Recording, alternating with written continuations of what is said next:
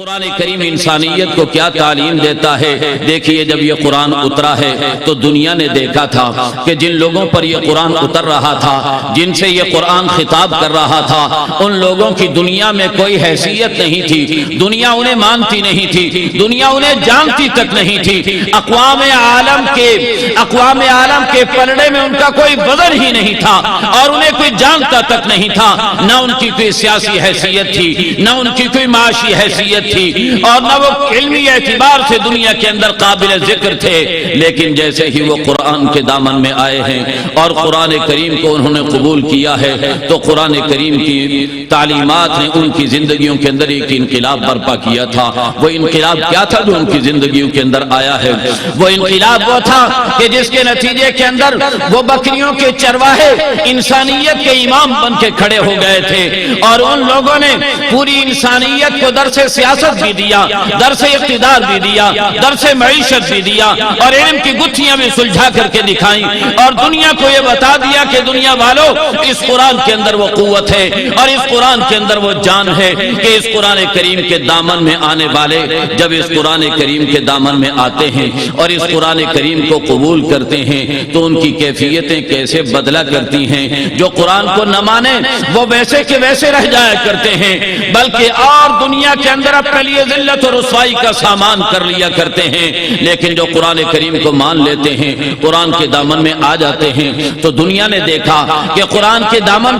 میں آنے سے پہلے ابو قحافہ کا بیٹا ابو بکر تھا، قرآن نے اس میں انقلاب برپا کیا اور صدیق اکبر بنا کر کے اسے کھڑا کیا۔ قرآن کریم کے دامن میں آنے سے پہلے خطاب کا بیٹا عمر تھا، قرآن کے دامن میں آیا تو قرآن نے اسے فاروق اعظم بنا کر کے کھڑا کر دیا۔ قرآن کریم کے دامن میں آنے سے پہلے عفان کا بیٹا عثمان تھا، قرآن کے دامن میں آیا تو غنی اور ذو النورین بن گیا۔ قرآن کریم کے دامن میں آنے سے پہلے ابو طالب کا بیٹا علی تھا، لیکن قرآن کے دامن میں آنے کے بعد علی مرتضی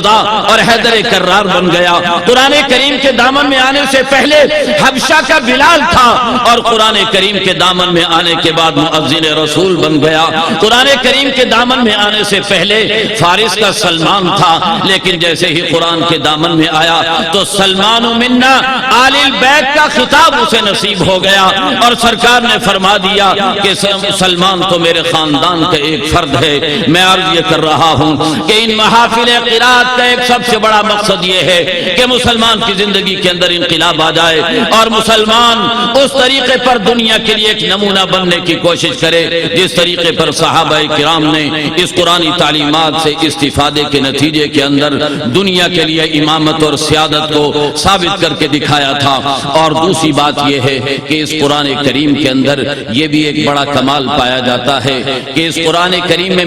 مقناطیسی طاقت ہے، مقناطیسی قوت ہے۔ یہ قرآن کریم دنیا کے لوگوں کو اپنی طرف کھینچ لیتا ہے، اور دنیا میں کتنا انتشار ہو، کتنی لڑائیاں ہو، کتنا جنگ و جدل ہو، ذرا آپ عرب کے بدوؤں سے پوچھ کر کے دیکھیے جنہیں 100 سال تک اور 300 سال تک جن کے اندر جنگیں جاری رہا کرتی تھی، جن میں انتشار اور اختلاف رہا کرتا تھا، لیکن اس قرآن کریم نے آ کر کے ان سب کو یکجا کر دیا، سب کو باہم متحد کر دیا، اور قرآن نے دنیا کو یہ پیغام دیا وَاعْتَصِمُوا بِحَبْلِ اللَّهِ جَمِيعًا، اللہ کی رسی کو مضبوطی سے تھام لو۔ اس قرآن کریم نے یہ پیغام دیا کہ تم نے اپنی جتنی بنیادیں بنا رکھی ہیں اپنی علیحدگی کے لیے، تم نے جس قدر اپنے آپ کو انتشار کے حوالے کیا ہوا ہے، ان ساری بنیادوں کو اپنا پاؤں تلے رون کر قرآن کریم کے نام پر باہمی طور پر متحد ہو سکتے ہو۔ شاعر مشرق نے اسی آواز کو بلند کیا ہے، وہ کہتے ہیں بتان رنگ و بو کو چھوڑ کر